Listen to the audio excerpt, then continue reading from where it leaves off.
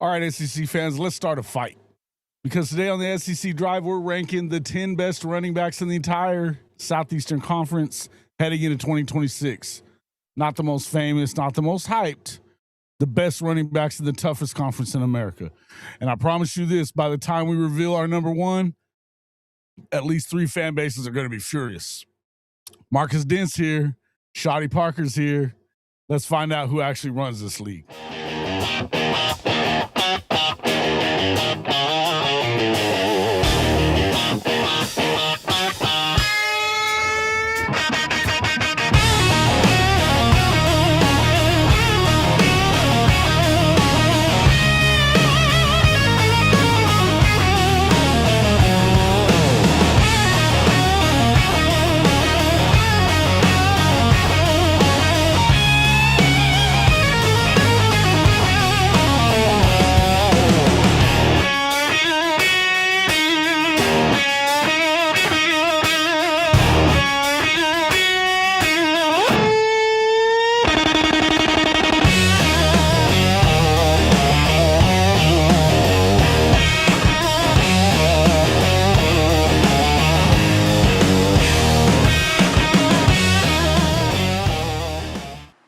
I'm back.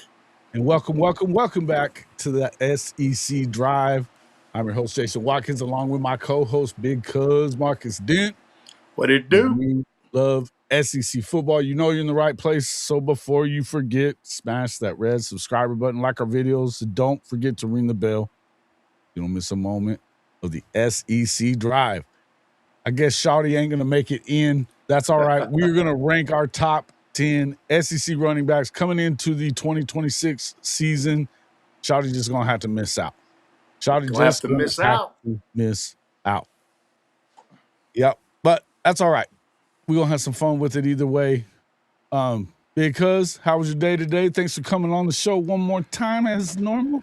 Oh, man, I'm always going to be on the drive when I can, man. It's been a long day, man. Had a lot of work to do today, putting in profiles and doing a lot of different stuff, man, with these kids and working on camps that we got coming up, man. You know, it's camp season coming up, man. So, you know, this is my busiest time of the year for sure. It is camp season. It's also spring football season. It's starting up all over the SEC, all over the country. Some teams will be starting after spring break, which is pretty much next weekend or next week, all week. Some teams are started up this past week, like Alabama. A couple of them folks are already doing it. But, hey, you know, I think there's last year was supposed to be the year of the quarterback. It didn't really turn out to be that way. It was a really good year for running backs in the SEC.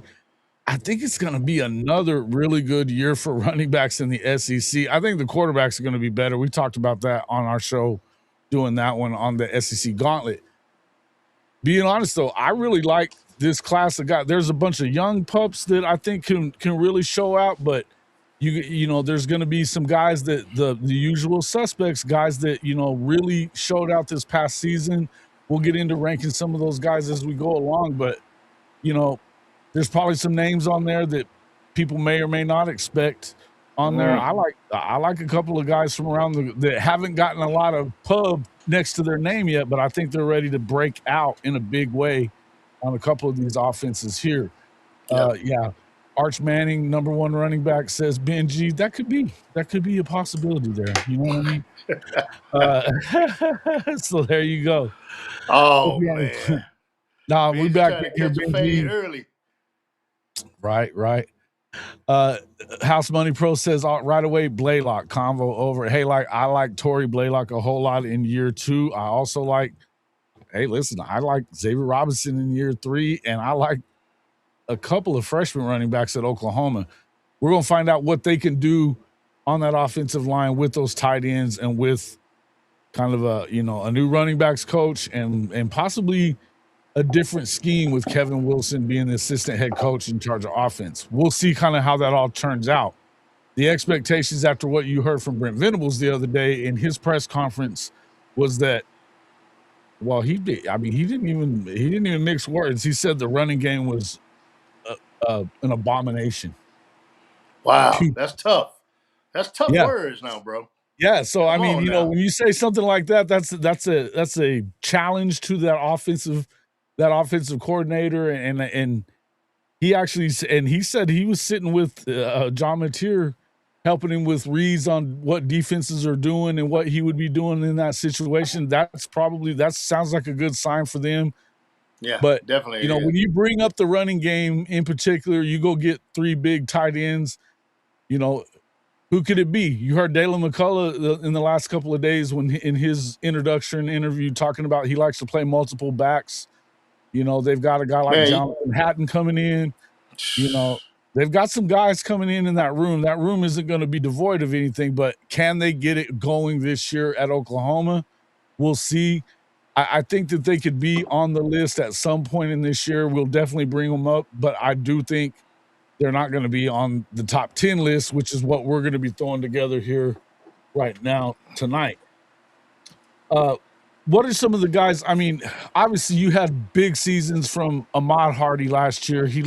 yeah. I think he led the SEC for sure. He one of the leaders in the country.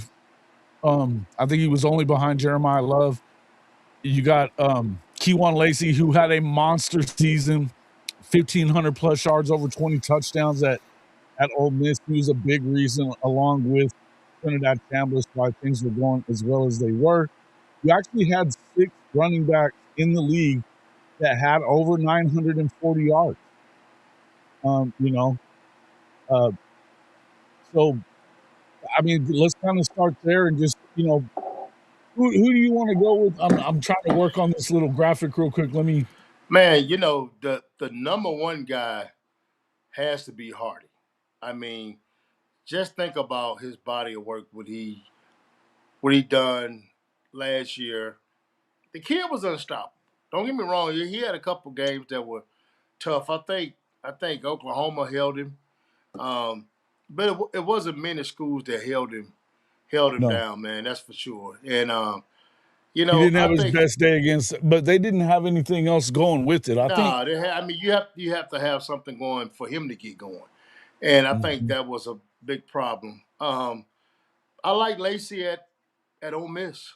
You know, I think if Ole Miss has Lacey the complete game against Miami, I think that game goes a little different. Just do.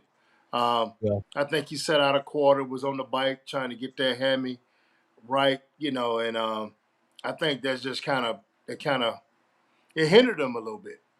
I think it it did. hindered him a lot, to be honest with you.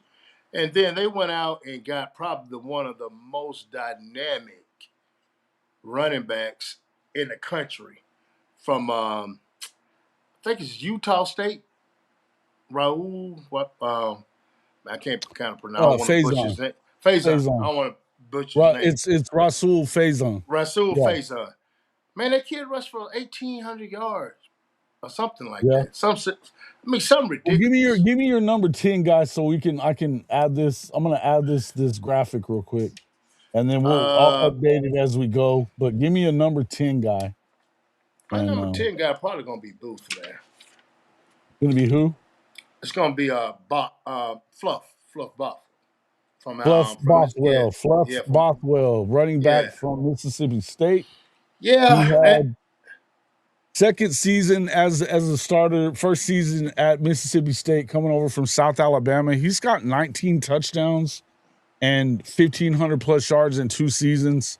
Had just over 600 yards with Mississippi State last year. They, of course, throw the ball an awful lot, but he was able to put up, you know, he's a scoring machine when he gets inside, the red zone for sure. Nice little runner. Let's see, he had 142 carries, 6 touchdowns, 4.8 yards per carry. He had 14 receptions. yeah He was 12th in the SEC, but he's splitting carries and only yeah. started in 5 games. So 677 yards, pretty solid numbers for him. I think this is the kind of kid that could come in and have a big season as well. I actually probably have him. Yeah, Fluff. That's not a bad number. I think number That, 10. I'd probably have him somewhere around there as well. yeah. I mean, and that bottom half, Jason, it's tit for tat. the bottom half is tit for tat. Uh, Smothers. I like Smothers. I like Hollywood Smothers. Coming I think from North Carolina State, going to Texas, going to Texas, yeah, I think he's going he to was be at Alabama, hadn't signed his paperwork, and he got flipped, tampered with, tampered. tampered That's a with. naughty word, man. You don't want to say that word. The You word know, is the word. It doesn't, but the shit they don't give a crap about it. So you had. nah. I don't know if you heard yesterday, but Tony Petitti's trying to get the NCAA to not punish tamperers. He's a little worried about that. He knows that everybody tampers, and the truth be told, when you get right down to it, hell, Marcus, if you ain't, Think you went you out. better be breaking that rule because they don't have any teeth to it as it is, right?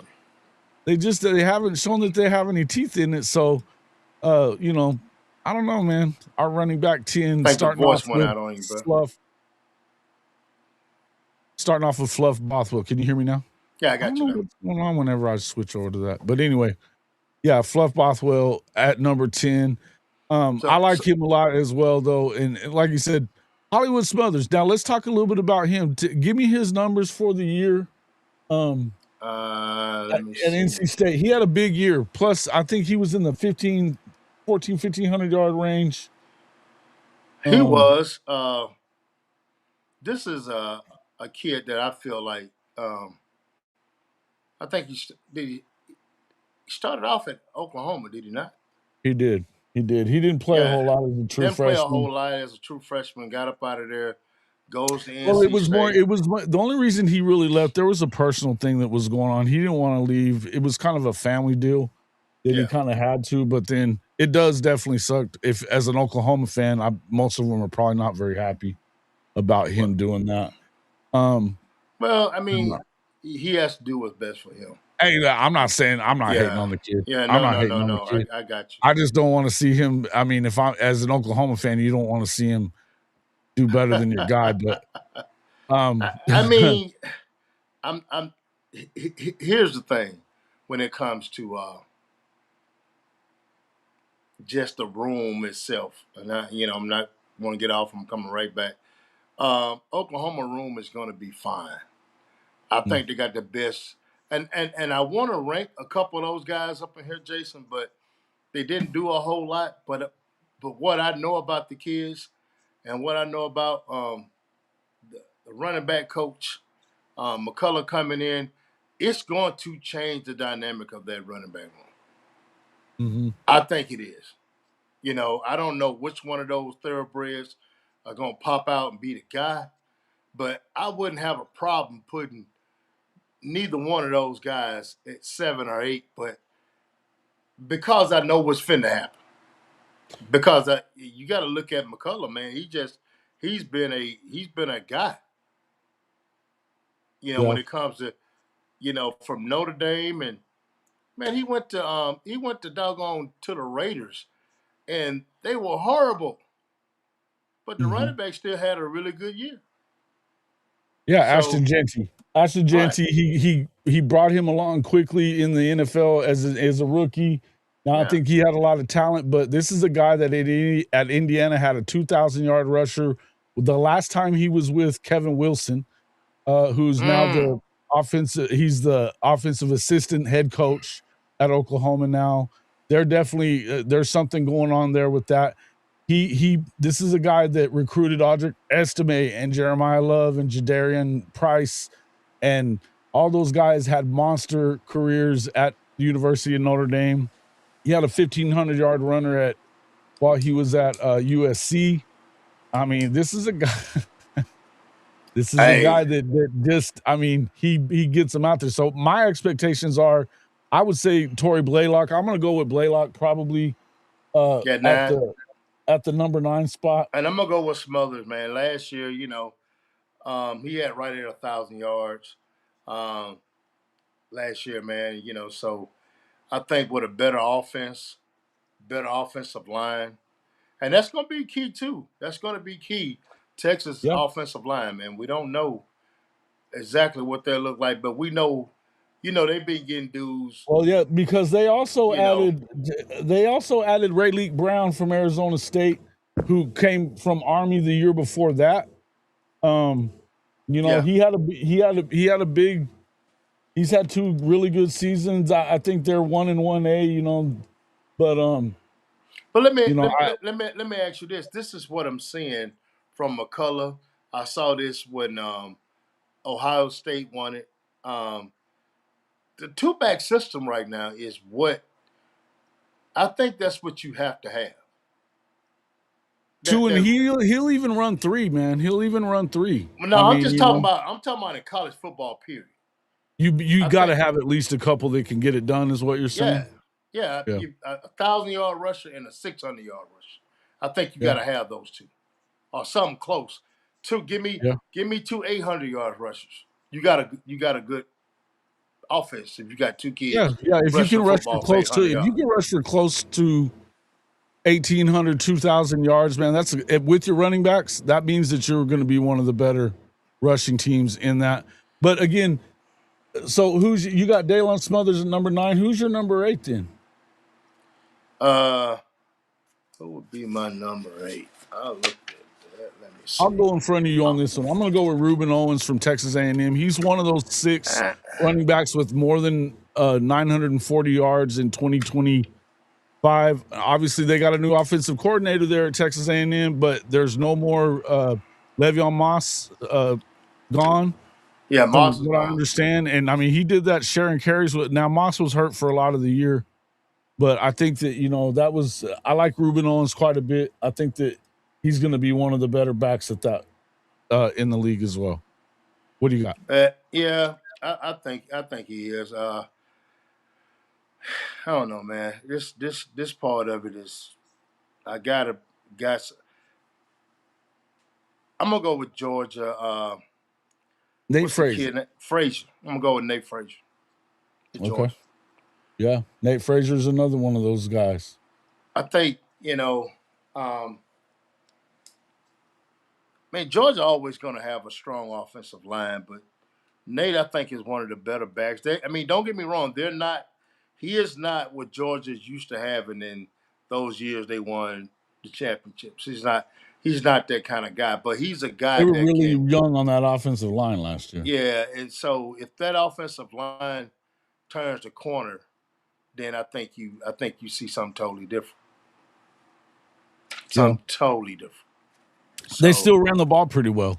I mean, that's all there really is. I mean, you can't.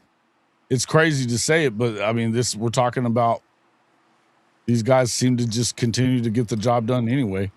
Um, let's yeah, see. Where is that number for him? my next guy would be Hold on, probably I'm Cop. gonna pop Okay. this one up there. Give me 1 second. All right.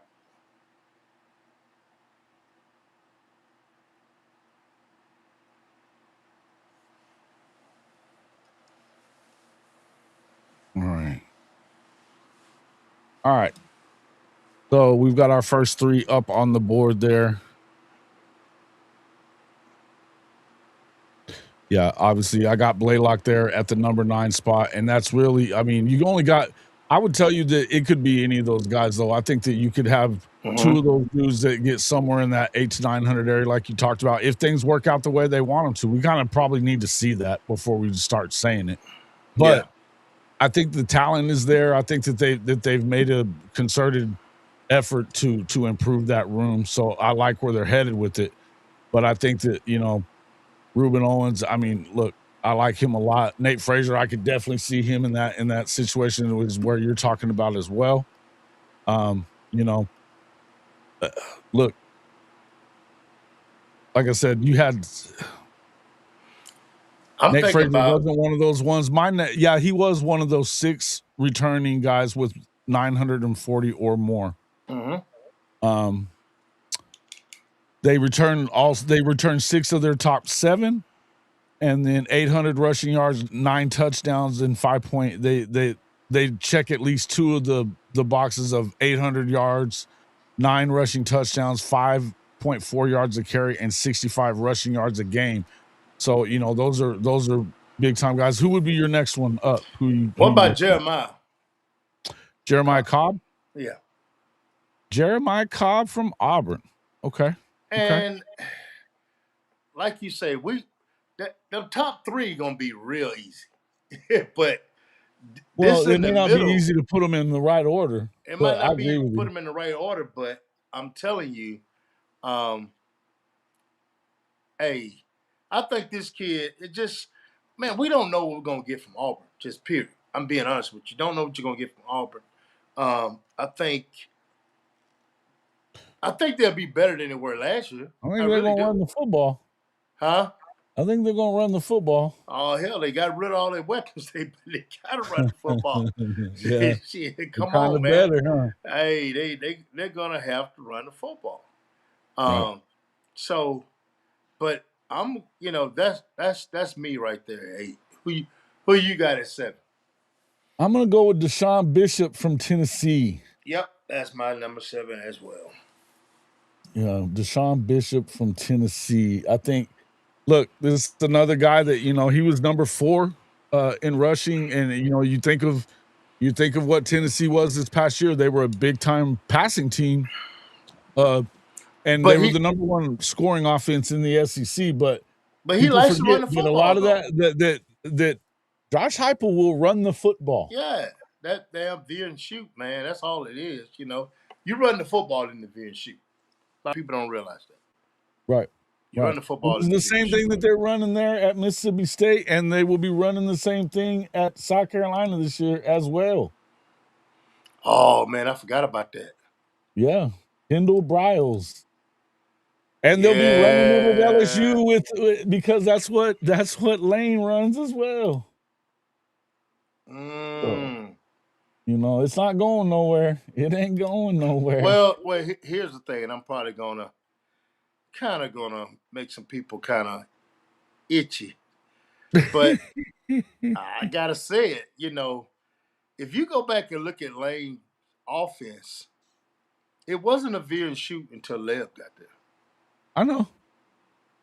It's why he brought Levy. That's why he brought Levy. It wasn't a veer and shoot till Lev got there. A lot I of agree people with you. want to say they don't want to hear that, but that's what happened. Mhm. That's what happened. You had him, you had Hypo. They was down at Central Florida kicking the brakes off of folks, and I think that's what happened. I think that's kind of one of those things, man. House Money Pro says, "Who does LSU got?" They didn't really. They kept their guys, man. I think that they liked what they. You've got a couple of guys that the expectations were higher, but the expectations were higher for that entire offense, and they didn't do it. I think the hopes are that they got the running the line that they needed to get there at LSU. I think they may be a year away from really threatening, as far as I'm concerned, but I think they could make a move at it, and I think it's going to depend on Levitt. But yeah, they're going to have to run the ball. They're going Yeah, to they have to have run the football. But they definitely have Caden. Yeah, Caden's coming back. And then Barry. Correct. Isn't Armour going to run the Briles offense as well? Yeah, that's basically yes. Yeah, that's why it works? Why not? well, and that's that's look it that system has moved around a lot, and there's a lot of disciples from that have come from Josh Heupel and now you're obviously Art Briles, Kendall Briles, Jeff Lebby, these guys, they're passing it on down, to that stuff. So yeah, I think it's going to be. I think we're just doing. We're not doing. We're just doing tech running backs. Yeah, Who said just that? not tech running backs. Just SEC running backs. Just SEC running backs. So you've got Jeremiah Cobb. Who's your number 6? Man, that's hard right there. I'm sitting here looking through stats I'm right gonna go ahead now. and put Cobb at 6 for me. Come from Auburn. You have him at 7. I'm gonna put him at 6. Mm. I want to put this kid here because I don't think they got this kid just to sit him on the bench. Mm-hmm. And I think that's the addition that Ole Miss is making. I think those two kids, I think Lacey and pronounce his name again, Razul Razul Razul Faison. Frazier. This kid rushed for Faison at Ole 1,800 Miss. yards, man. Ooh, So, man. so what I'm looking at with that, I'm looking at Judkins and Henderson when they was at Ohio State. That's what I'm looking at. Huh. Okay. Is that fair? Yeah. I think they're going to use him like that. I mean, that's high praise. That's high expectations for sure. Nah, my the next one probably gonna shock you. Hold on now. Hold on now. Go ahead. Give them to me. I got Blaylock. Corey Blaylock. Way up the list. Okay. Let me Okay. tell you, I got Blaylock because Boy, he's a home run hitter, right? he's a home run hitter, man. I've watched him, my time at OU, and I'm thinking if you get him with the right system, I think Mateer carried the ball too many damn times last year. You No know, doubt. 18 times. I think with the changing of things that's going on, I think there's a lot of stuff that's changing in that whole room, the offensive room at Oklahoma. You bring McCullough in because he's not just a running back coach; he's a run game guy. He knows systems. You understand what I'm saying? You bring him in because he knows systems. You got Wilson there. You got Jason Witten there. You got a lot of guys that is going to make that running game go a whole lot better. When you can throw to that tight end, somebody's got to be responsible for him. You're going to be able to run the football. Mm-hmm. So I think out of all the backs I done seen, I like X Rob. Nothing against X Rob. I think Blaylock is the better back. X Rob, I think that you could interchange either of those guys when it comes to the OU running backs. I think you could. Chances are you might be able to do the same with Jonathan Hatton. I think you have to see it. You know, one of the things that I heard this come from Mr. Mason one time, and it's probably one of my favorite sayings is when it comes to running backs, especially, if your dog's gonna bite, he bites as a puppy. So we're gonna find out. We're gonna find out if he bites this year. I think he does, man. He reminds me a lot of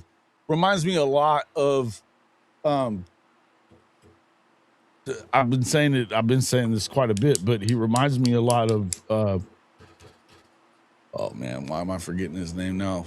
Samaj P. Ryan. The way he runs, he runs behind his pass so well. He's a big guy. Dalen McCullough's already seems to like him quite a bit. But I think that X-Rob's going to have to do a better job of staying healthy this year, to be quite honest with you. I think that there's a lot of talent in the room that could pass you up if you're not there. I think they fixed that problem. I'm not calling any names. I got Nate Frazier there at number 5 position where you got Blaylock. I like Nate a lot. I think this is going to be his last year there. He's another one of those guys that came in and had over 900 yards. Big season for him as, in his, I think it was his true sophomore year or maybe his redshirt sophomore year. I just think, I think it's pretty good stuff. Yeah. I mean, 4 1,000-yard rushers, you're talking Deshaun Bishop was another one of those guys coming in. We already talked about him. Q1 Lacey Jane Ball. We're going to get into those guys in just a second. But, I mean, yeah, that's where I'm at with that. Who's your number 4? Man, I want to say, what's the kid from Texas A&M? Yeah, that's Ruben Owens. Ruben Owens. Okay. I think Ruben Owens is I think he's a dynamic player. I think Texas A&M is going to have to say, hey, I think they're going to have to run the football a little bit more.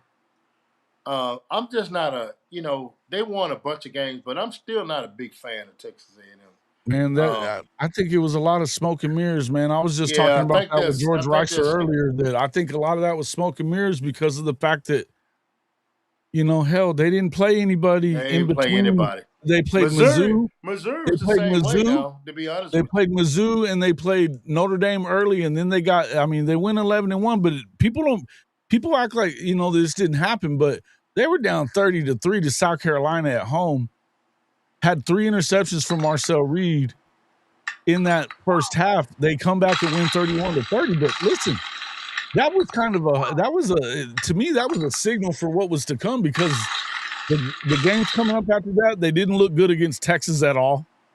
you. No. They didn't look good against Texas at all, and they didn't look good. Marcel certainly did not look good in the playoff game against Miami either. Nah. And they couldn't seem to get that run game going enough in that. To me, I like when I feel like, what are you saying? 5 seems high when he's splitting carries with the quarterback. Ooh. Oh, Oh, yeah. you got to be talking about material, man. Come on. No. Oh, he's talking.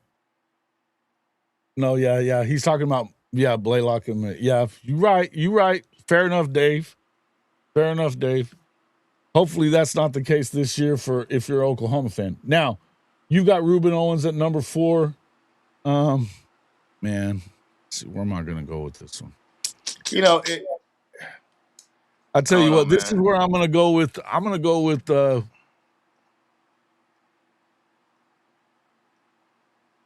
are you going with 4? Yeah, I'm gonna go with Hollywood Smothers, man. I'm gonna go with Hollywood Smothers. I think that Hollywood, listen, I know that he did it in the ACC at NC State, but the guy was electric. He hadn't played a lot of football in the previous year and a half leading up to coming in to Oklahoma.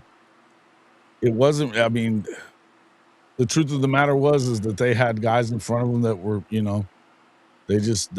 I don't know. That running back rotation was a little odd that year. That was obviously Levy's. No, it wasn't. That was the first year. Yeah, there was a lot of weird shit going on there. So let's just put it that way. The way that all went, I'm gonna say that I think it's Hollywood Smothers at Texas, and I think he's gonna continue to get better. Who'd you and that's I think that's my number 4. Who's your number 3?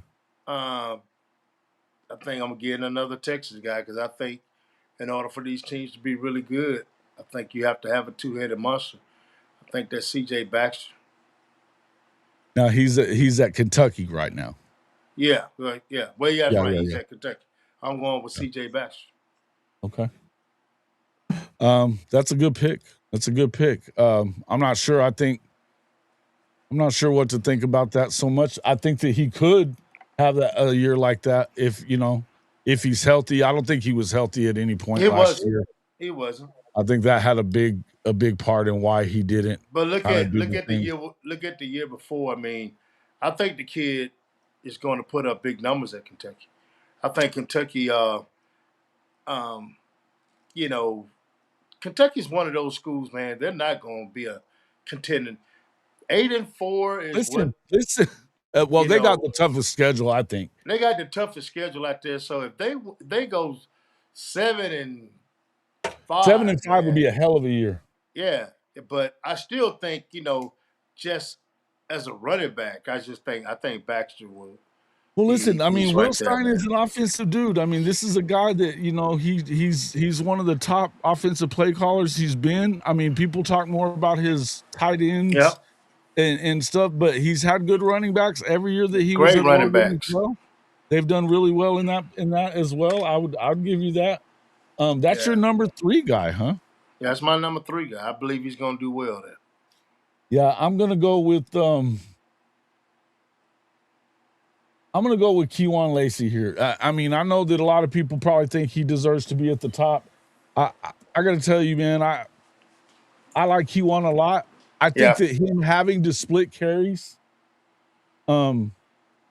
is going to be part of the reason for that. I can go with that. And I think that, but I still think he's one of the best backs I don't know that I like him better than the other I think. two Well, guys well, I I'm gonna got. go ahead and put your key one is my number 3. He's my number 3. He's your number 2 then. CJ was your number 3. Someone, well, you hadn't put it up there. Yeah, I'm Yeah, that's about right. to. About to. Well, he'll be my number 2. Okay, Keywan is your number 2. Okay. And my number 2 is gonna be Jaden Ball. I think he was the heart and soul of the Florida Gators. I think he was the heart and soul of Florida's running game last year. And I know that, listen, John Summerall, after losing his dad, he went on Christmas Eve, took his whole family and flew to go talk Jaden Ball into coming back out of the portal and staying at Florida. He's a big part of their plans. Oh, yeah. A big part of their plans. I think that, I like the kid. I certainly, you know that I'm a Summerall guy. Yeah, me too. I like Summerall. I tell you what, man, you making me think really hard right now. You making me think. To switch him with somebody? Nah. In the reason, like I said, I like Will Stein's offense. That's the reason why I like to pick up with CJ. Mm-hmm. And really, I really need to. I need a tie right there at my third one, really, because I would like to put Bar there as well. I know I can't do it, but they're nip and tuck right there with me. Okay. They're nip and tuck right there with me, but I think we both agree on the number 1 guy. The number 1 guy to me is Ahmad Hardy. I mean, he led the league last year as a first-year player coming out of Louisiana Monroe. If we know they're going to do anything at Mizzou, it's going to be run the ball. That's what Drink has done that well every year. He's going to run the football. He's going to run the ball. He's going to run the football. So let me ask you this. We got the top 10. Which one of these rooms you feel like is going to help their team elevate next year? Which one of the rooms? Yeah, I would tell you mine. Go ahead. I think Oklahoma. I think Oklahoma running back room. Okay, is going to help them out a whole heck of a lot, and I actually think that Ole Miss's running back room is going to help them out a whole lot. Listen, that kid from the small Utah school, he had 1,800 yards and over 20 touchdowns. I think that's going to take 8 yards a carry. I think that's going to take some of the pressure. They need somebody to take some of the pressure off Trinidad. Now, don't get me wrong, Trinidad's a great quarterback, but it's going to be a lot different. That schedule for Ole Miss is different. It's changed a lot. It's different than it was this past season. And here's my thing with Ole Miss. And I know I'm gonna get killed for this, but I gotta give it to you. I gotta give it to you like it is. What X said, X gonna give it to him. Dick gonna give it to you. The veer and shoot offense is what Ole Miss pretty much ran. You have 2 guys that are gone. You have Charlie Weiss Jr. Mm-hmm. and you have Lane Kiffin that's gone. Those are really 2 good offensive minds. And I think Ole Miss is going to be fine, but I think early on in some of the tougher games, they might struggle. I'm not saying they're going to get the break speed, but they might struggle just because of you had 2 guys that were really good that could bounce stuff off each other. And I don't think you have that in that room right now. At Ole Miss? At Ole Miss. At Ole Miss. Now, what you do have at Ole Miss, you probably got one of the better offensive line coaches in the country.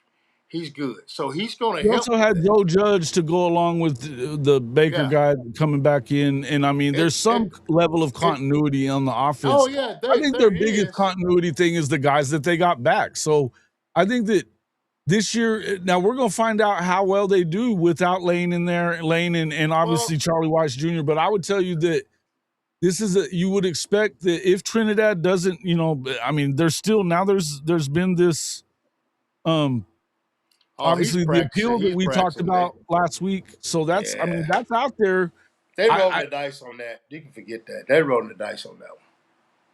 That's well, but already been said. They rolling the it dice on it. depends on whether the Supreme Court like upholds it Yeah, or not. yeah, So but I but mean, it, but that's the reason why I picked Ole Miss's room. yeah, I I think picked it's them important. I because think I it's a big think, room. yeah, I think because I think they went out and got the right pieces to help this offense, to So help let me Trinidad. ask you something though. Let me ask you something because I think it's going to help them. we've been talking about hot seat quarterback or hot seat coaches and stuff, and one of them being Kalen DeBoer, and the reason why is because a lot of people have been saying, "Hey, why the hell are they not able to run the ball?" We didn't You went even out on bring it. up a running back from Alabama in this conversation.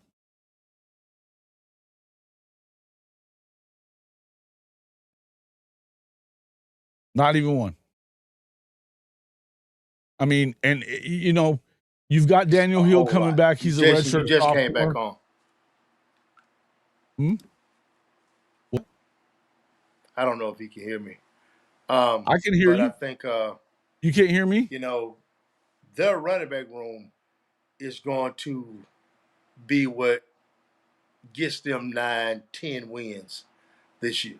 That's what I think. Because uh, losing Lane and losing Charlie, I don't care how much you love Ole Miss or how much you love the Rebels. I think that's going to be always something that's um, going to be kind of a touchy subject.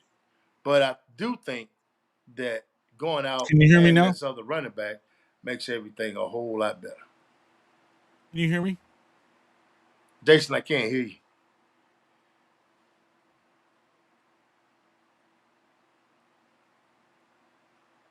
I can't hear him just yet. How about now? How about now? He said no speaker. How about now? Can you hear me now? They're hearing both of us. Yeah, but he's got to hear me in order for it to matter. Answering this question, do I think with Barnes and Baxter with Will Stein, are they washed? I don't. I don't think they're washed. I think they're both good I players. guess he said he hear both of us, but I can't hear him. Um, Let me try this. hey, go out and come back in. Can't hear him.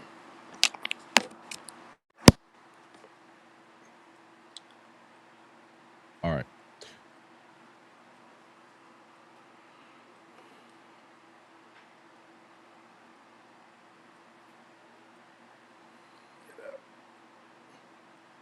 All right. We'll be right back. Welcome in, Jenna, Cousin Zoo, Ruby Sooners, Benji, Uno Mas Pasole. Mas Pasole. Uno Mas Pasole. Is that what that is? Like that. There we go. Hardy's number one. Roberts is better than half the other running backs, in my opinion. Roberts. What are you talking about? Daniel Hill was not really that trash. I'm not talking bad about Jay Knott, boys. I'm not talking bad about Jay Knott. Not doing it.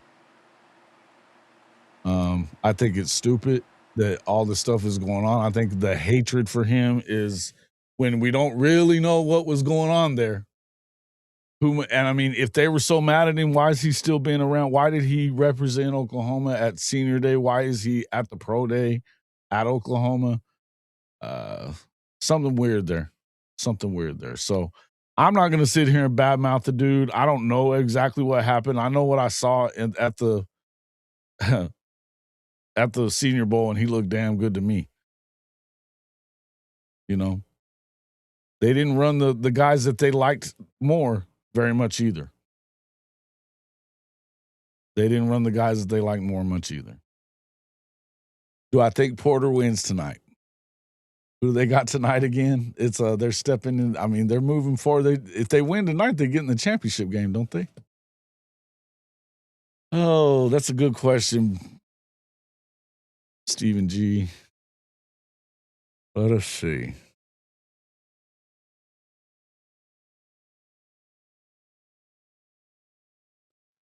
Ooh, Ole Miss just knocked out Alabama 80-79. Arkansas, woo, it's delayed right now, but Arkansas, yeah. I don't know. I don't know. Possibly.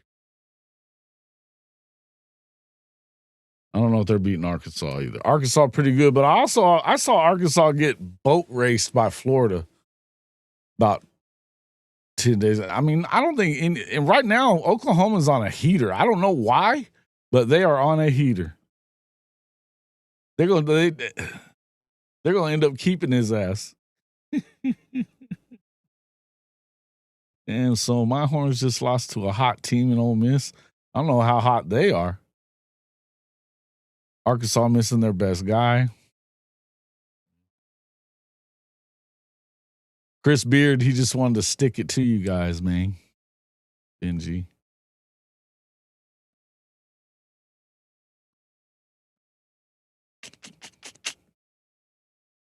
Yeah, if Washington was coming back to Arkansas, he'd have definitely been on my list here for the running backs.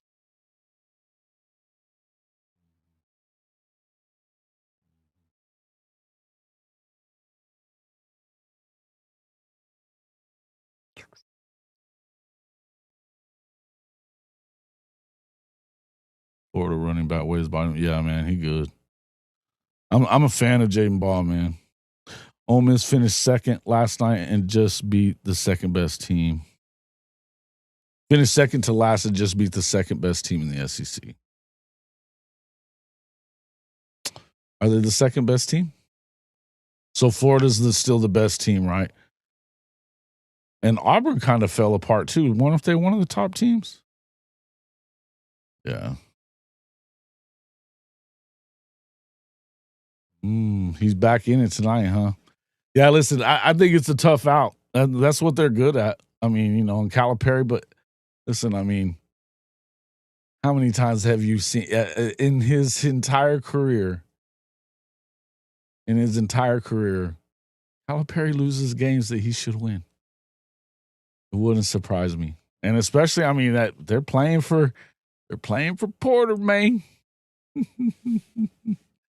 If Porter wins tonight, he owns the hard to kill tagline. And listen, if he's got any, if Porter Moser has any kind of troll in him whatsoever, or any kind, I mean, I think it's a hell of a. I think it'd just be show big old cantaloupes to come out in a hard to kill black shirt underneath his blazer. That'd be awesome. Where you going? How come he's not back yet?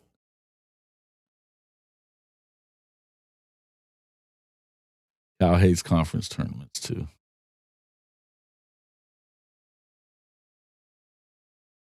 I got the Ole Miss versus Texas baseball game on. Is Ole Miss pretty good? I think they've been happy with them so far, but going to be held to the hard to kill slogan. But they're gonna kill him if he makes the tournament and loses game one. I don't know how you fire a coach that goes to the tournament back to back years. I mean, and ever since the guy that was hurt came back, they've been better. I'm not saying they should keep him. Don't go crazy on me for saying that. I know everybody wants him out. I don't know. I think it's tough. But if he's got any kind of sense of humor to him or any kind of cojones, man, I think he wears that hard to kill shirt coming out tonight. Brent should have sent him one. Should have sent him one. Oh, show.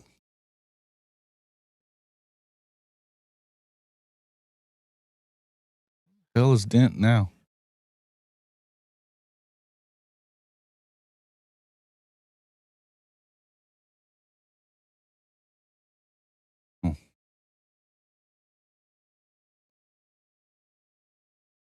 Well, I'll go to the solo look. All right. So, what else we got?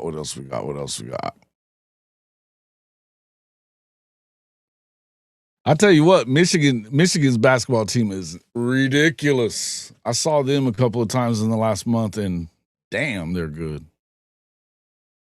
Really good. And they beat Ohio State. Beating Ohio State at anything's great. I know you're loving that.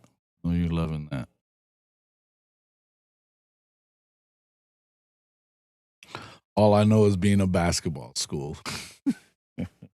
You won a natty freaking, 3 years ago now. Relax.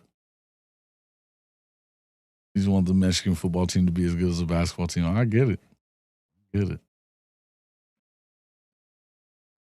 You don't want to start wearing the label though. Don't start wearing that label that the rivals try to hang on you.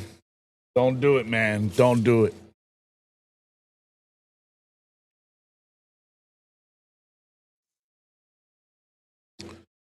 Because like Texas, they got to wear that swimming school label. You know, that's what they win at. Their swimming school.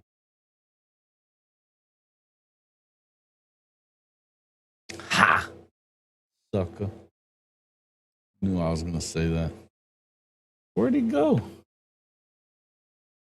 I don't know what happened to Dent. Listen, what I was talking about is you got Daniel Hill coming back to Alabama. I think he better have somebody better have a really good season in the running game this year. Or I don't know that they necessarily fire Kalen DeBoer, but Ryan Grubb's ass ain't going to be there much longer. You ain't winning women's basketball. Get out of here. Liberty. What's up, my guy? What's up? Pop that other. I'll put that list back up here too.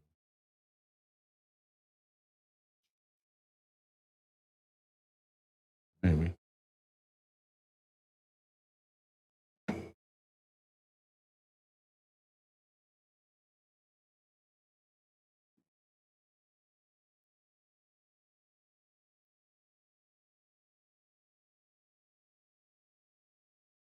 There you go. There's our top 10 running backs for the SEC. Early.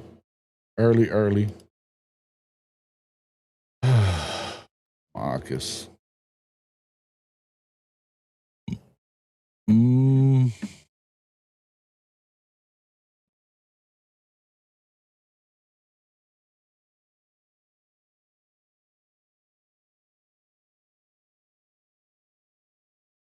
Said he can't get back in.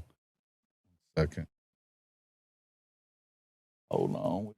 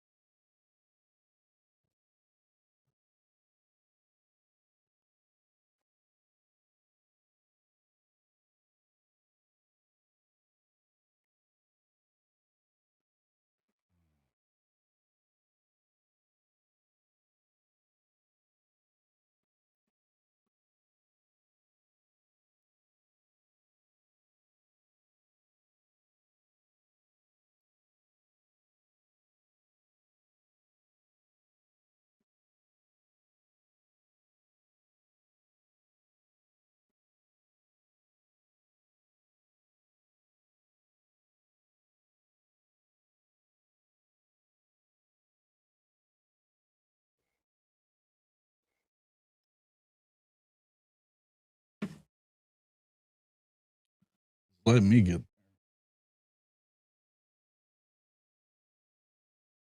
Hold on, folks. Real quick, while we're at it, while I'm trying to help him get back in here, check out this awesome. If you are a recruit watching this show, pay close attention to this next deal, and I'll have him talk about it in a second. So.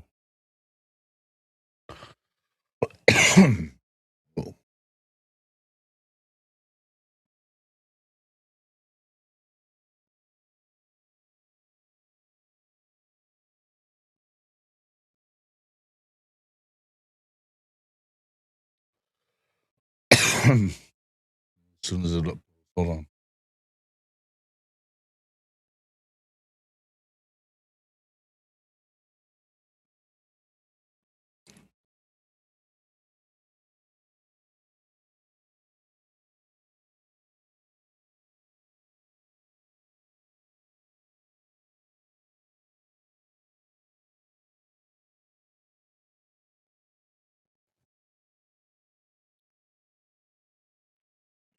Oh my goodness.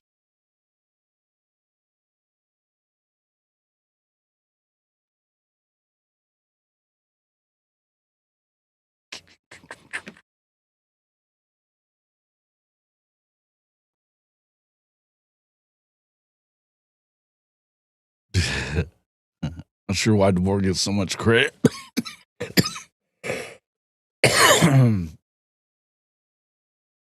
Just think of his UW team. Yeah.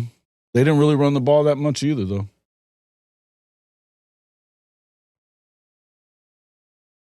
But that's because they made a big deal about him beating Lincoln and Sark twice in a row. It's a tough job, bro. All right, there he is. Man. Back, can you hear me? Yeah, I got you, man. I was in the wilderness, bro. You were out in the wilderness? Yeah. Well, hey, I'm going to pop this up on the screen real quick for you.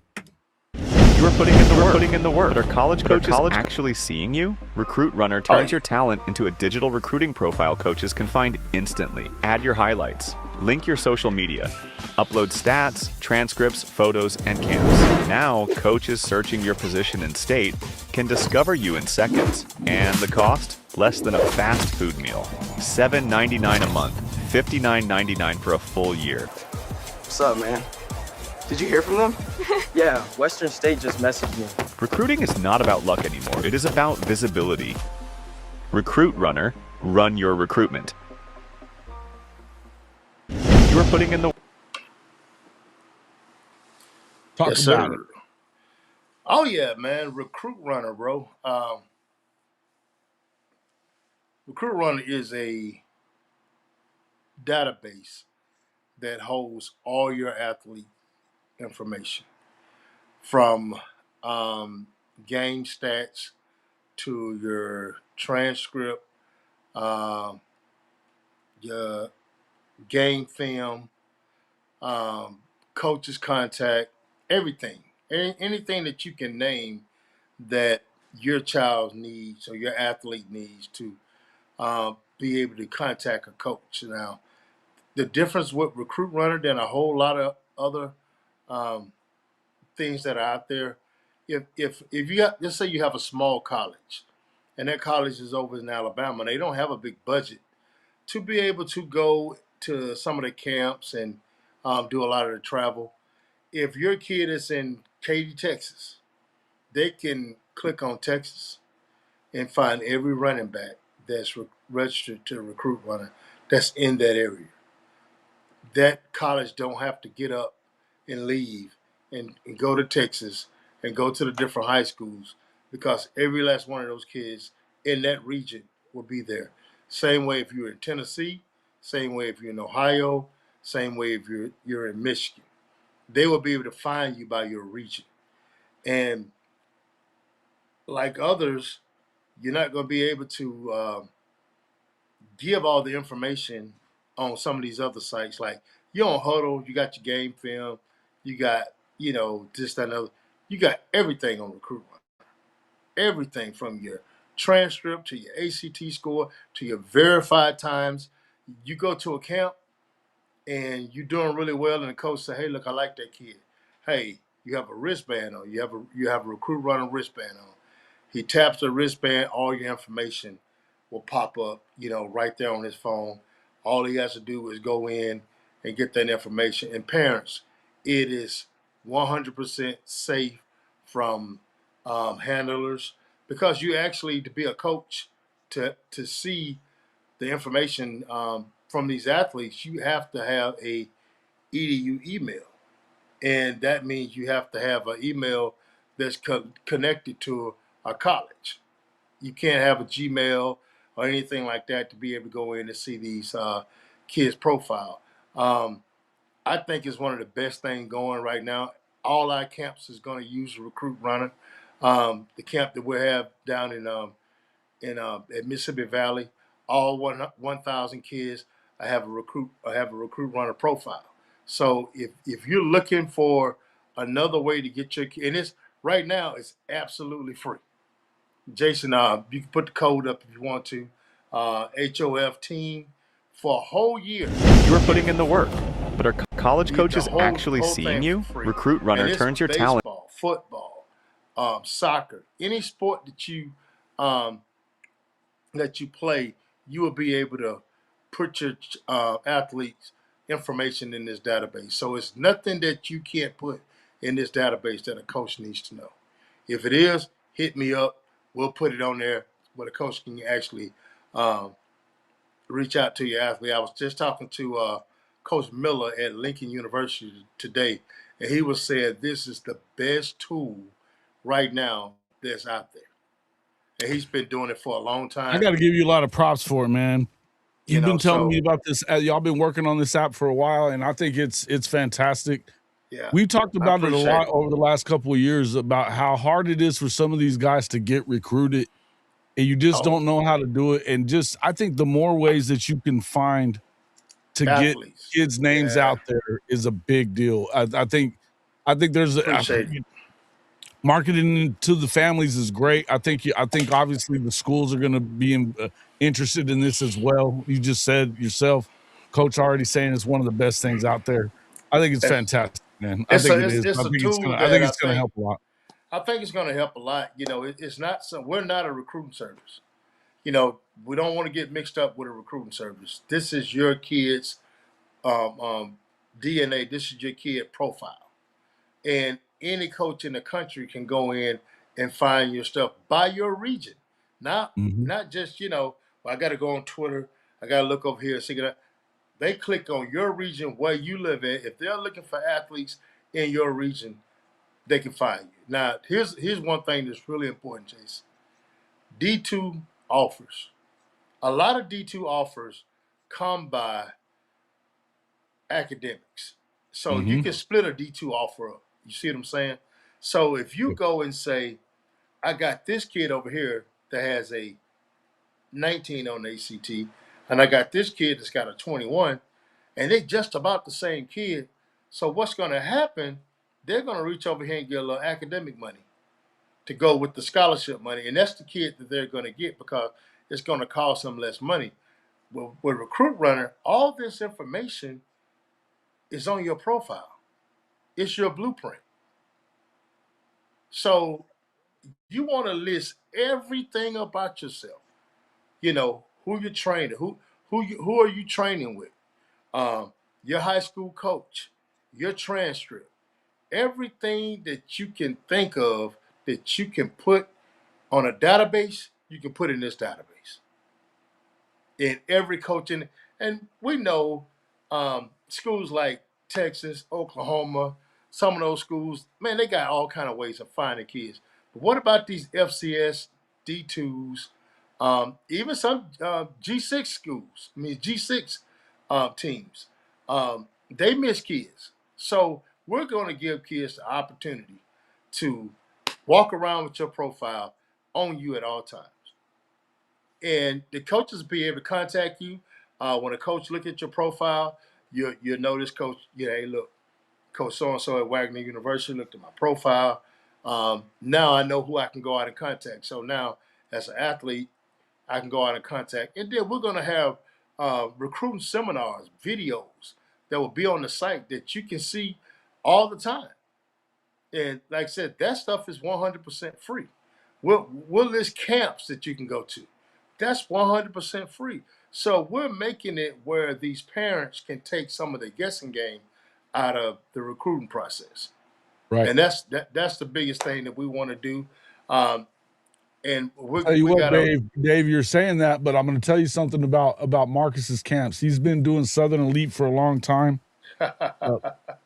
and and I would tell you this: I've been to 2 of the camps just in the last month out here in Mississippi, and we're talking about $50 to go get a verified time and to get into these yeah, to get into these and the recruit databases. And runner, listen, listen, yeah. it's going to be big for them, and this is not everybody's doing the big money grab. I fully agree with you that a lot of what I you see think we'd from have had this On3, and conversation with him before, have we not?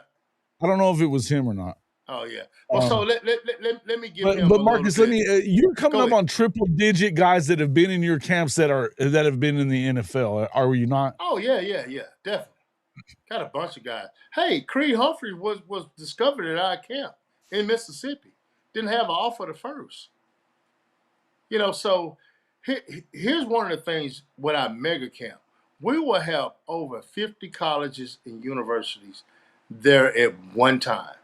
And guess what? We break it down running back room, we break it down receiver, um, quarterbacks, we break it down O line, D line. Everybody's not there at one time. So they get a chance to actually see every kid.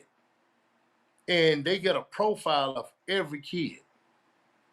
So, That's right. is it worth $50 to $100 to be seen in front of 50 colleges at one time, and every last one of these colleges have a profile on What you you? got to understand too is like with a smaller operation like you guys, you got to rent the field. You got to have coaches out there to run Oh these yeah, camps. and It takes a lot. It takes a lot and to that's do it. just the prospect camps that we're going to right now. This is just Right. the prospect. When we go over into the bigger camps, which is our mega camps, The mega camp where you got a ton of schools there and stuff. you Yeah. got a ton of colleges there, man. We got D2 schools, we got NIA schools, we got G6 schools, we got P4 schools.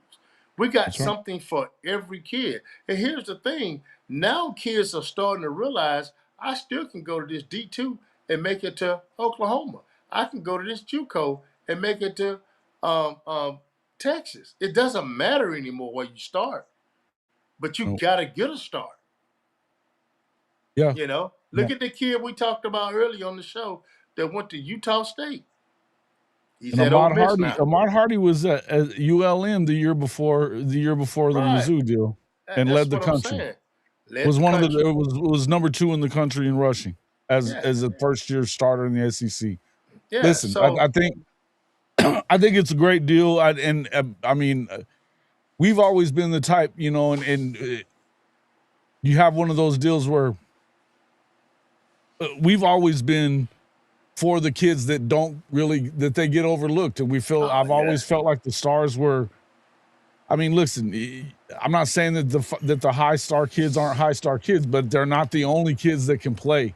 And some of those kids just don't get seen because they can't go to camps. I think you're right about that, Dave. You are right, but not with all of them. And with what I've seen from this company in the time that I've known Marcus is that they get guys in that wouldn't normally have an opportunity. Yeah. I've watched him go and find guys that, I've sent him tape of guys and he's found them places to play. So here's the biggest thing that hurt the industry is when you have guys what we call what you call them handlers.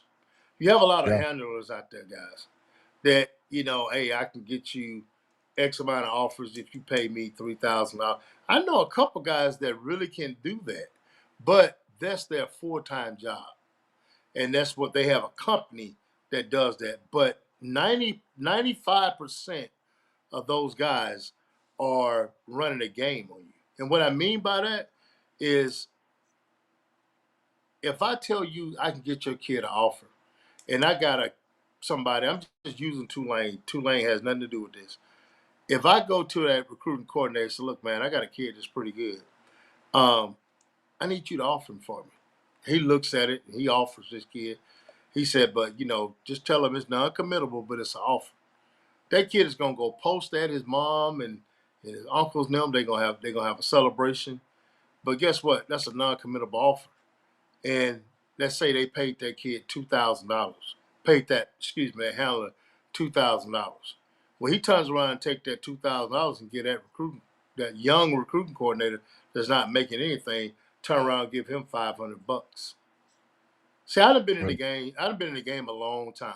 A long time. There's a lot of shady. There's a lot of bad actors. There's a lot of bad actors at every level of every sport. Yes, we know that. Yes, sir. Yes, sir. Hey, look. So we talked about this. You remember when you had what's his name? What's the kid name? His the linebacker at Oregon. Oh yeah. Oh no, you're talking about the defensive lineman. You're talking about Big Dave Uyunglele. Yeah, we had Dave on. Yeah, Big Dave. Yeah, they were making money off Dave kids, and Dave didn't know it. Well, Dave said he finally figured it out. Yeah. And now he's running.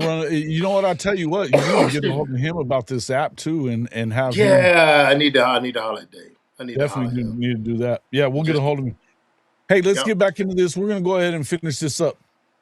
There's our top 10. I popped it back up there, but one of the things neither one of us brought up Daniel Hill, and that's right when we got cut off, but nobody talking about anybody from Alabama. And as I was telling the audience while you were out, listen, I think it's going to be important for the history here, for the future of Kalen DeBoer and certainly Ryan Grubb, that somebody in that running back room has a big season. Has to step up. Look, so Jason, the last camp we did down in Meridian, and his dad was there helping us at the camp. And I talked to him for a little bit, and he said, he had a little shoulder problem last year. I did not know that. And so he had to get that thing cleaned up a little bit. But he was only getting 4 or 5 carries a game anyway. And he wasn't getting much, but he made the best of it. Mm-hmm. Definitely made the best of it. I mean, he's a kid that I see that I think he could have a breakout year. I just don't know what the offensive line is going to be like at Alabama.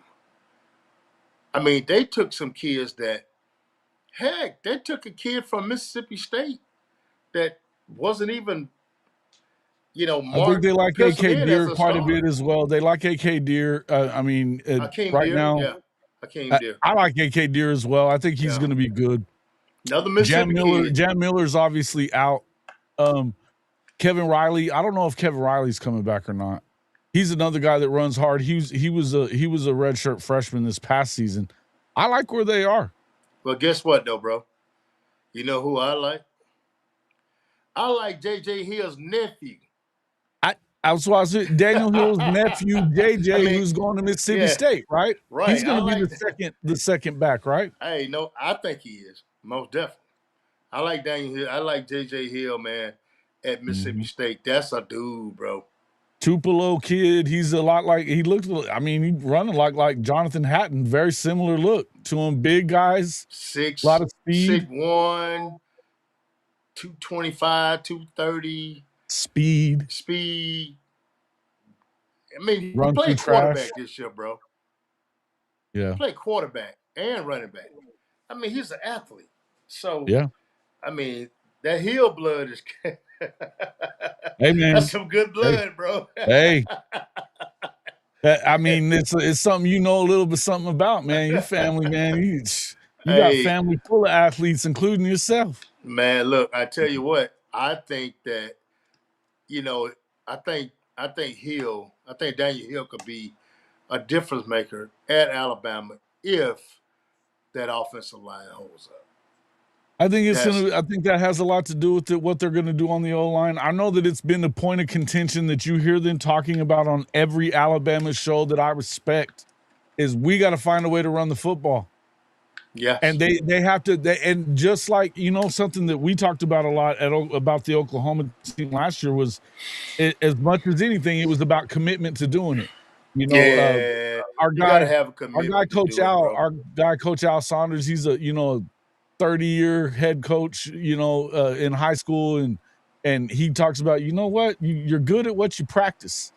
You know what I mean? You're good at what you're committed to. If you're gonna, it's all about reps and doing all that stuff. And he talked about that last year during the season. It's like, well, I don't know why we're not running, but they got to practice it more. It's got to be something that's important. Listen, if you have a first year starter, and I think Keelan Russell is a bad dude, but make no mistake, he will have more bumps in the road if they don't have a running game than he will with one. I say the same thing about Kamario Taylor at Mississippi State.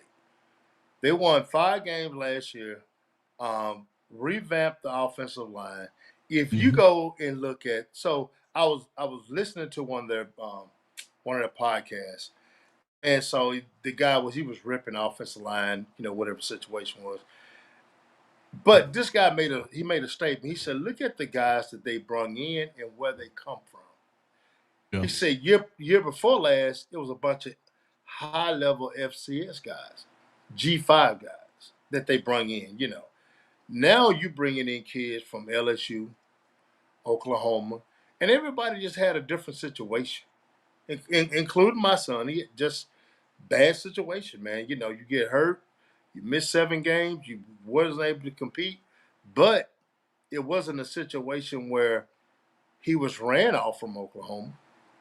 I still good friends with Coach Beatonbow, man. We talked the day before Isaiah signed with Mississippi State. You got Lacey. Ethan Fields is going to Alabama. He's going to be their interior guard. It looks like he came from Mississippi, Ole Miss. That's one guy that should help with their line, I think. They got a center from Cal Poly. We'll kind of see how that plays out. See, that's what I'm saying, man. That offense. But he's a center, so I mean, you never know where you're going to get centers from, man. Sometimes those dudes come out of nowhere too.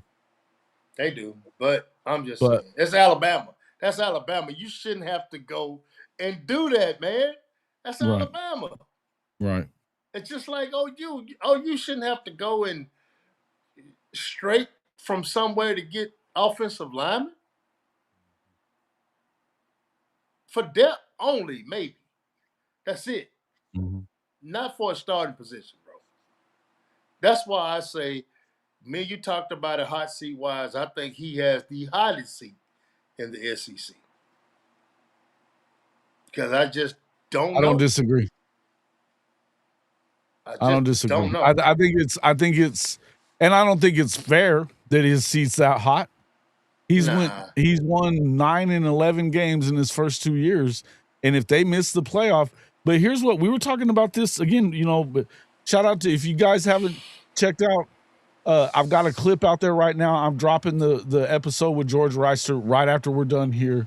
It'll go up because I got it put together and I just had to download it. But I'll tell you, if you're a blue blood or you're they're judging SEC coaches and Big Ten, big time coaches.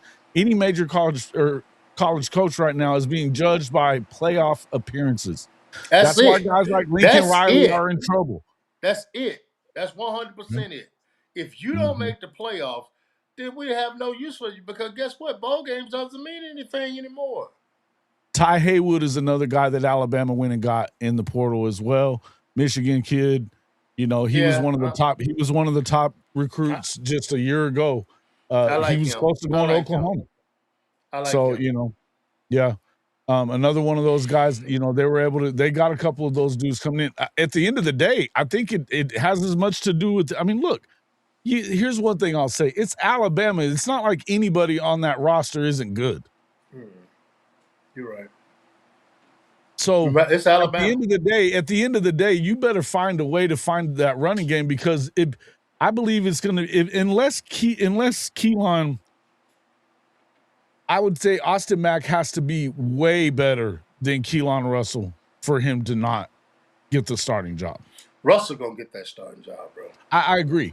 But I think I would tell you that's where it becomes volatile for you if you're Alabama too, is having, depending on a freshman, he's electric, and Keelan Russell is electric. Make no mistake, man. But you need a big time tight end game. You need a big time running game to help a kid like that have an easier game and easier game plans for him. I just think it's wild, right? It's kind You of like, know, yeah, the Cal Poly is a little different, no doubt. yeah. You know what I'm seeing right now, Jason, that I did not see maybe 3 years ago. You still got some dynamic Nick Brooks from freshmen. Texas as well at Yeah, guard. you still got some guys coming out of high school ranks that probably will help a few teams.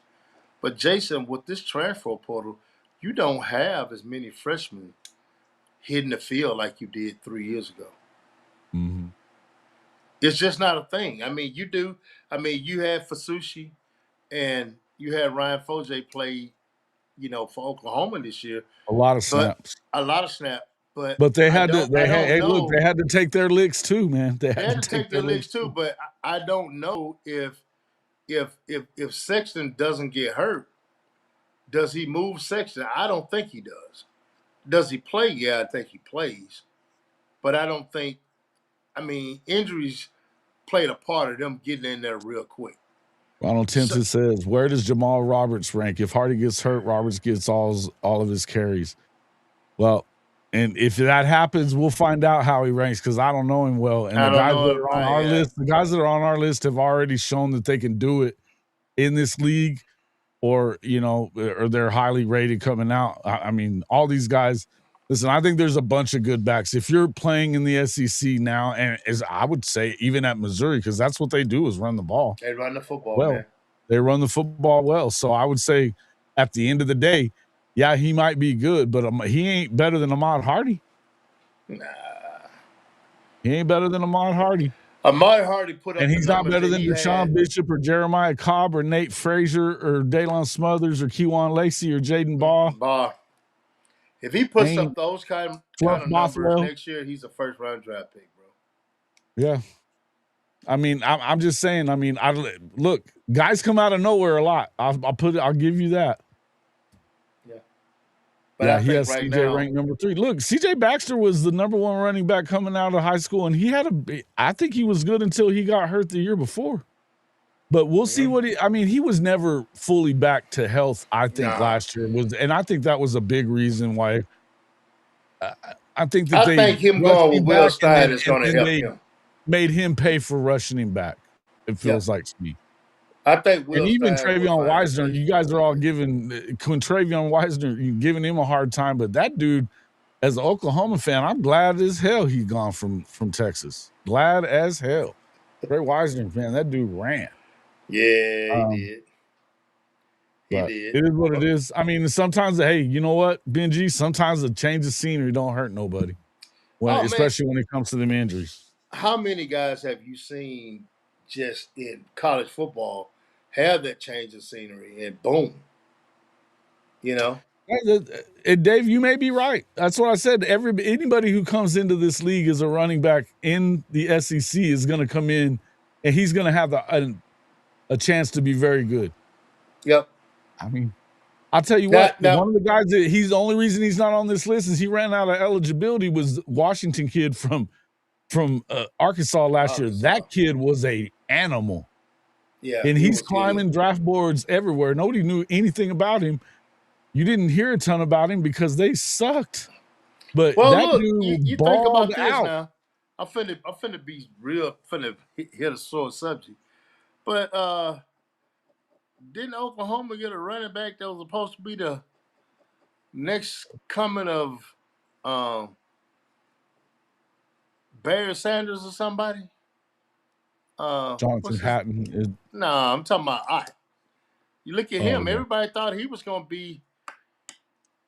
Man, we just talked about. I just talked about that I didn't want to have that conversation, and I don't, because right now, there's a lot of unfair hatred going out to Jaden Ott, and I'm not sure what happened there or why, and I'm not gonna do it. I'm not doing it.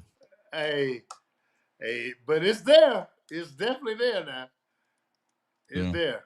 Yeah, but we're giving you these guys, man, in our opinions. But like Jason said, anybody can just pop out of nowhere. I when mean, it come on, comes to dude. this. I like Jaden Ball a lot. I mean, I even kind of like him more than I like Ahmad Hardy overall. But I'll tell you though, I think Keywan Lacey could be. I mean, dude, I'm telling you this: if the Texas offensive line is better, They got Smothers a could be they got a huge. they're gonna have a hell of Smothers a could room. be huge for Texas. They're gonna have a hell of a room if that offensive line Woo. does what But I think it's is about. I don't maybe. know that they got as good as they probably need to be. And running back is a top spot for a freshman to pop too. That's like I was just saying It is. earlier. Is this one of them positions like Chris Mason said? You know, if your dog's gonna bite, they bite as a puppy. That applies whenever they're running backs for sure, for sure. Well, let me And ask you yeah, this Justin right here. Haynes was a straight up stud. So Straight let up me ask stud. you. Hey, there's my Let me ask mom. you this, Jason. Chase, check this out. What about? I'm just asking. You got a lot of guys in that running back room in Oklahoma. Yeah. Who might be the odd man out? I think I don't know. The hope is that I think X-Rob has to stay healthy. I think that's been an issue. Maybe that's not going to happen anymore. I think they're going to let him get fully healthy. You know, they've got guys that they need to look at. They've got young guys. They've got a couple of transfer dudes. You know, they've got a full room. But I think, you know, I think we're going to find out. But one thing that Dalen McCullough was talking about in his interviews this week, that he's a guy that likes to play three backs. He likes to play multiple backs. So, you know, that doesn't mean that the split is going to be, you know, evenly split or anything like that, but he's going to give guys opportunities, and he knows that's the way that you develop that room and get guys ready to come in if you need them, right? Well, Is to give opportunities. But I think, to me, I think the reason that I picked Torrey Blaylock is because I think he's the best back in the room right now. I do And too. this is the guy that got his shoulder hurt in the very first game and never came off the field. He didn't miss a game. Well, let me ask. This is the reason why I asked that question. Is because I heard Quinshon Judkins and Henderson talking, and somebody was talking to him about the competition and everything. And really, man, when you got a two-back system, they said the NFL guys, and this come from an NFL front office guy, said when Yeah. you got two backs in a system, and that system is really good, that kid becomes really valuable because they haven't taken a beating for 3 years. So a lot of NFL teams are looking at guys who, back in the Maybe day, they had you 600 or had a 700 workhorse. yards instead of 1,000 or Yeah, whatever, but they looking at were the carries, looking at the miles. They're looking at the sure. tread. So When's the Lionel last time Patel you was telling saw me that. when's the last time you saw a Shanahan, whether it be Kyle or his daddy, get a running back that was ranked high and at coming Yeah, out of college? They just don't do it. They go no. get dudes, they'll go get an undrafted dude and turn him into something because they know they're looking for those certain things, right? Well, they're looking for guys with low tread, man. High Of course. ceiling and low tread. That's what um, Run good in the zone Lionel block Patel was and telling me have bursts of speed. about that. Yeah, Absolutely. definitely. So with that running back room being 2 to 3, it's really going to be better for those guys in the long run when it comes to going to the next level. If they can, if you got three backs and you got a back with 500, one with 600, and one with 700, man, you got a hell of a damn room, bro. That's a hell of a room.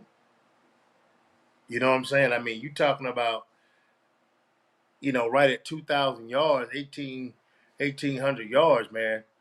That's a hell of a damn running back room.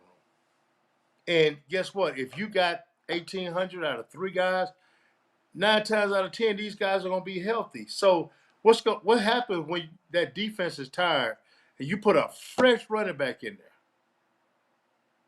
You're gonna wear their ass down. So that's why I say I'm looking at my campaign. I'm looking at what Ole Miss did to go out and get another back to help Lacey. I think that's gonna be huge. I think Texas Smothers and a two-back system there, it's going to be huge. I think the best teams that running the football is going to score a lot of points this year are going to have really two good running back, and I think Oklahoma is one of those two. I really do. Yeah. Yeah, I listen, I'd like to say I'm high on it. I listen, I think that they better be, because if they're not, I think that this is Oklahoma's in their window Man to have a said it shot better be. with their running, with the way that they play defense right now. Yeah. They're a running game away from being a true national championship contender. I give you that. I think that a good running game keeps Mateer from making a lot of mistakes. It keeps him from having to run and put himself in danger, because they don't have the same kind of backups at quarterback that they did last year with Michael Hawkins. Well, man, look, any team that look at the big games that OU won, they had good running days. The first Alabama win, they ran the ball well. Mm-hmm. Against Tennessee, they stopped running the ball against Ole Miss, or they win that game. Yeah, against Tennessee, they had a good running day against Tennessee. They did. So X-Rob in both those games we just talked about. Yeah. So, man, Torrey Blaylock had a huge game against South Carolina. He had big games, earlier in the year as well. He had a big game against Auburn. You know what I mean? And Florida, we both like ball, but I think Florida they have to get somebody else in that room to help him if their running game is going to be what they need it to be. Yeah, they got to get Dave, I know who Savion Hyder is. I think you're right. He's going to be very good at Michigan. Oh, talking about Michigan, yeah, he's going to be good. And Unomas Pasole says Ole Miss played a lot of games. Lacey got pounded all year. I mean, we were talking about it earlier. He missed some of that game, and it might have been what cost him. It's a guy that had 25 touchdowns and 1,500 plus rushing yards. I mean, listen, that's a lot. He did his job. It is. That's why they brought it. But listen, they brought in a guy that, from the lower level, but the dude had 1,800 yards and like 20 touchdowns, I think. Electrified. Unbelievable young guy. Look, I like me some Kewan Lacey. I think the dude could flat out play. I think Jaden Barr was only scratching the surface with what he could be. I think he's going to be. So I've been liking Nate Frazier for a couple of years. I think that, what you know about Georgia is there you have a commitment to running the football. They have a commitment. More so than anything else, they are going to run the ball. And it establishes your physicality, and it takes a lot of pressure off your quarterback. What do they never have at Georgia? 1,000-yard receivers. What do they almost always have at Georgia? 1,000-yard rushers. The running back rooms are going to shape a lot of the teams in the SEC this year. That's why we're talking about it. Yeah, Mark Fletcher was a stud too. Again, guys, these dudes are there. But this is an SEC ranking show. I'm not hating on any of those guys outside the conference. No, we're just ranking the conference here. And honestly, you're already leaving guys out. You're still having to leave guys out that people think are going to be really good. Listen, we didn't talk a whole lot. We didn't talk a ton. He's on the list here and everything, but we didn't really get to talk a whole lot about our boy from Tennessee, right? I mean, that dude, bro, that guy could play. They like to run the football in Tennessee. They run the football in Tennessee. They do. They run the football in Tennessee. Yeah, I mean, it's just like we did not. Hold up. Let's do this. We did not talk about a team that everybody in Mississippi loves to hate. That's LSU. Their running back room. No, we didn't very much. We were talking about them a little bit while you were out, but it was they return Harlan Berry is coming back, and so is Caden Durham as well. Yeah. I like Caden coming out of high school. I thought he was going to go to OU. But yeah, I like Caden, man. Caden's a great running back. You know, I mean, they never just could had get a him horrible going, but he's a hard runner. He had a good freshman season. Yeah, he's a hard runner, man. So I think that, I mean, with But their Deshaun offensive Bishop line, is who I was talking about. I think we did talk a ton about him. You know, Jeremiah Cobb had 900 yards, and you know, Jeremiah Cobb is stud. You know, it's a tough. I mean, this is to be on the top 10 of this list. You got to have some skin on the wall, bro. You got to have some pelts up. You know what I'm saying? Yeah, man. You got to have some pelts up. Yeah. So I think like I say, you know, those rooms that I talked about, I think they're going to help. I think the running back rooms this year in 2026 is going to decide a lot of stuff for teams. I think even at Mississippi State with Fluff, those one score games always seem to be decided by a run that salts it away for you, doesn't it? Yes, every time. Every time. Get that clock out of there. If you can run the ball in that time and you're running it at the end, even if you're not having the greatest day running the football, if you keep on doing it, you can wear down that defense. You show me a team that can run the clock by holding that football and just pounding the rock. That team is going to win 9 times out of 10. And listen, you think that Coach Venables? I mean, he said it. You heard what I said. He said earlier is that it was an abomination in the run game last season. And so, you don't think he knows how important it is for them to be better? Let me ask you this. I'm finna get real sticky. Your offensive coordinator. How much do you put off that run game on him? I put it all off on him.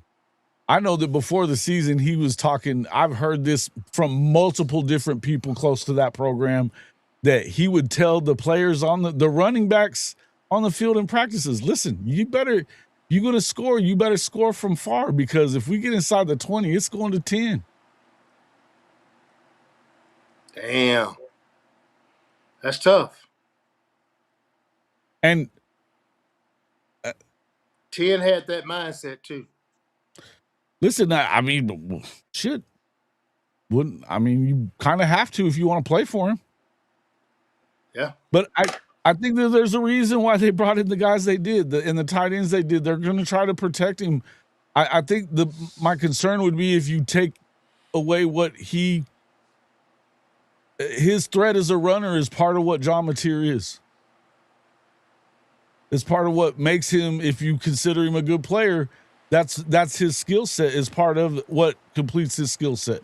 Well, I think he's got to be smarter with the football. I think what you have to do is take away some of that decision making and run an offense that suits the whole offense. Give him, and look, I just go back to Indiana, and when we're talking about, that was some of the smartest football I've seen. And I mean, there was nothing special about what they did, but they committed and they ran 50 times a game. And those two playoff games leading up to the championship game, Fernando had like 15 and 14 attempts and only missed 3 passes. That's efficiency, because they run the shit out of the ball. They got the dudes up front to do it.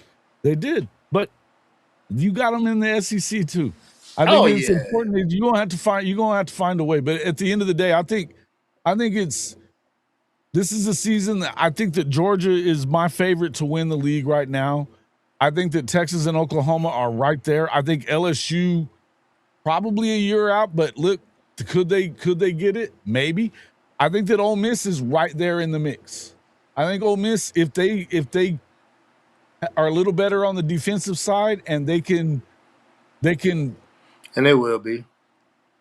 And look, they got to be able to duplicate it without Lane there on the offensive side too. I think But I think so. they can. They're bringing back. They've got continuity in their players. So look, I'm a Trinidad Chambliss guy. We did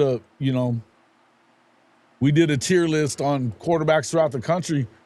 He's on my elite list, on my elite level. He's an S guy, elite dude. So I think that Trinidad is one of the good players in the country.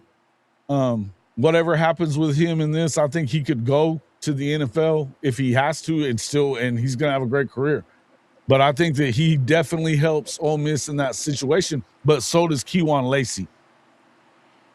So does Keywan Lacey. Faison too. So does Faison too. Yeah. So I mean, look, I think, I think if Alabama's going to contend, I think they're going to have to do it running the ball. Okay, but before we get out of here, I want to ask you one question. Who has the best running back room in the SEC? Who has the best running back room? Room in the SEC.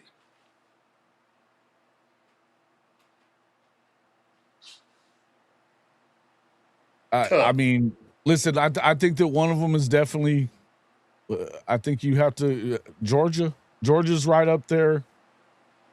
I think it's probably,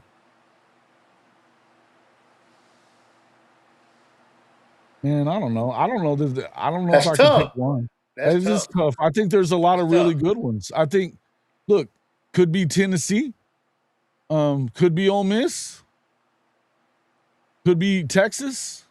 I think it's Georgia at the moment. Myself, I think Mizzou. If their second guy's really good, it might be Mizzou because they're committed to it. Yeah, they committed to it, and this is no 1, 2, 3 order. I say Texas, Georgia, and Ole Miss. And Texas with Smothers and Rayleigh Brown, they're really good, man. I say those three. That's not a 1, 2, 3. That's just the best three. The best three running back rooms, and I think OU is a close. I think they're right there. I think they're right there. I think they're right there. I think that again. I think with McCullough being the running back coach, and the way that the pieces that they brought to the tight ends, they like to run 12 personnel. They got the tight ends to do that. Because you got to have them, right? You got to have them. So got to have them, bro. Listen, I think that they went and got themselves 2 really good ones, and the third one that is, he played as a true freshman at Tennessee last year, but he's definitely going to be the number 3 tight end. But I don't think that you're not going to see him play. I think he's going to play. Yeah, I think he's going to play.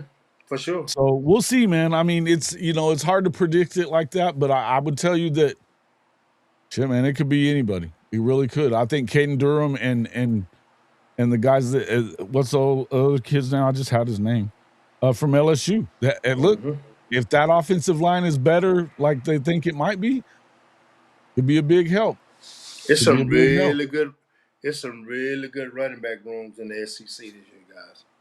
I tell you what, if Sark about other places, but SEC has some really good running back rooms. If any of these quarterbacks are going to have a huge year this year, I think that are going to be the quarterbacks that also have one of the best running backs in the league, or 2 of the best running back, the best running. Oh, it's definitely going to help Arch. Think about Arch Manning. Think about Arch Manning. I mean, you got Cam Coleman too. Don't get it twisted. But I'm out. Yeah, I'm done. All right, man. I'm out. Guys, appreciate everybody coming in for the second edition of the SEC Drive. I'm going to release that first one because I had to put it together. For whatever reason, that first half of the live stream didn't post. It recorded. So thankfully for that, I've got it done and ready. It'll go up at the same time. Or as soon as we get off of here, I'm going to have it up there. So be ready for that as well. We already have one, just a clip, like a 5-minute clip up there. Check it out, guys. We're gonna leave to the new app for Marcus's new recruiting app. Recruit Runner, man. The Recruit Runner. We're gonna leave. I'm gonna put that that one back up there. But hey, we're still holding on and hoping for that 5,000 subscriber. Hey, let's get it. Hey, help us out, man. Push Help it. us out. Push it. Appreciate everybody coming in, guys. Make sure you check out this. And hey, if you know a kid that wants to play college football, make sure that you check out this, check out the Recruit Runner and pass it on to them. All right. Hit me Have up, a man. good one. Hit me up, guys. I got you. See you all in the next one. You are putting in the work, but are college coaches actually seeing you? Recruit Runner turns your talent into a digital recruiting profile coaches can find instantly. Add your highlights, link your social media, upload stats, transcripts, photos, and camps. Now, coaches searching your position and state can discover you in seconds. And the cost? Less than a fast food meal. $7.99 a month, $59.99 for a full year. What's up, man? Did you hear from them? Yeah, Western State just messaged me. Recruiting is not about luck anymore. It is about visibility. Recruit Runner, run your recruitment.